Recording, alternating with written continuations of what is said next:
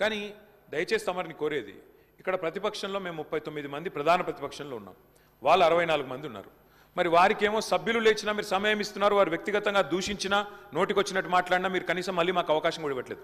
ముందు మొదలు demand sir, దయచేసి కడియం శ్రీహరి గారి పట్ల వారు చేసిన అనుచిత వ్యాఖ్యలను తొలగించండి రికార్డుల నుంచి, దయచేసి వారిని ఉపసంహరించుకోమని చెప్పి కూడా నా విజ్ఞప్తి నెంబర్ 1.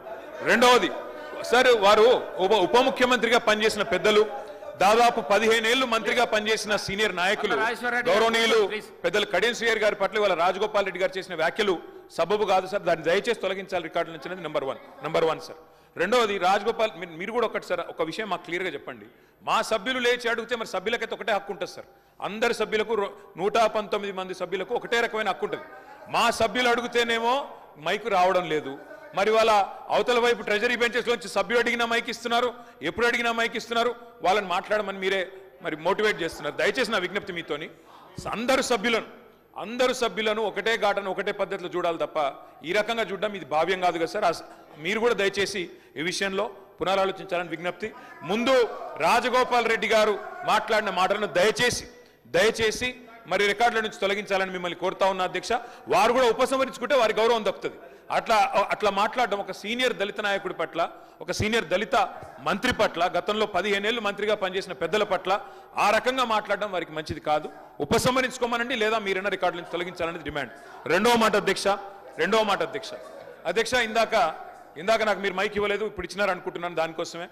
ఇందాక పొన్నం ప్రభాకర్ గారు మాట్లాడినప్పుడు నేను వారంటే నాకు గౌరవం ఉంది అధ్యక్ష. పొన్నం ప్రభాకర్ గారు నేను 2009 నుంచి కలిసి పనిచేసిన సహచరులు. ఆనాడు వారు ఎంపీగా, నేను ఎమ్మెల్యేగా మొదటిసారి గెలిచినాం, అప్పటి నుంచి కలిసి పనిచేసినాం.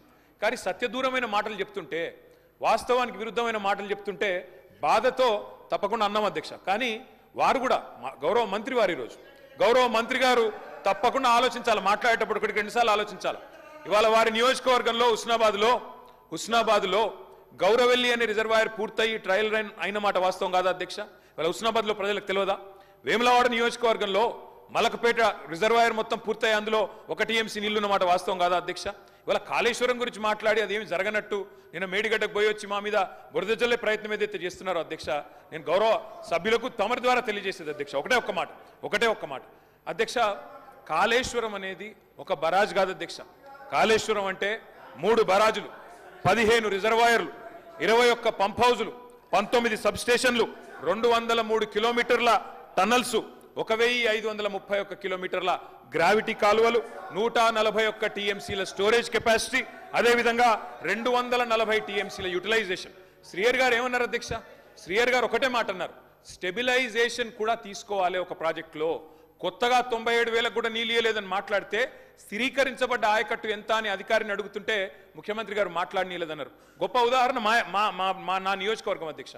మా దగ్గర అప్పర్ మానేర్ అనే ప్రాజెక్టు నిజాం టైంలో కట్టినారు అధ్యక్ష, 45లో కట్టినారు. ఆ అప్పర్ మానేర్ అనే ప్రాజెక్టు కోసం ఆనాడు రాజశేఖర రెడ్డి గారి ఆనాడు ప్రభుత్వం ఉన్నప్పుడు కూడా పాదయాత్రలు జరిగినాయి. దాన్ని ఎప్పటికప్పుడు స్థిరీకరించాలని నింపాలనే ప్రయత్నాలు జరిగినాయి.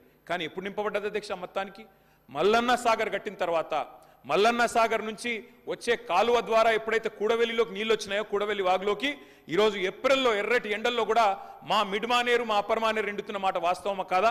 మా కరీంనగర్ జిల్లా శాసనసభ్యులు వారికి తెలుసు అధ్యక్ష, శ్రీధర్ బాబు గారికి, పొన్నం ప్రభాకర్ గారికి. అందుకే ఆ బాధతోనే మేము చెప్పింది, గౌరవెల్లి అయినా, మలక్పేట్ రిజర్వాయర్ అయినా, అదేవిధంగా మా అప్పర్ మానేర్ అయినా, స్థిరీకరించబడ్డ సింగూర్ అయినా, స్థిరీకరించబడ్డ నిజాం సాగర్ అయినా, SRSP పునరుజ్జీవమైనా, ఇవన్నీ కూడా కాళేశ్వరం ద్వారా జరిగిన మాట వాస్తవం అధ్యక్ష.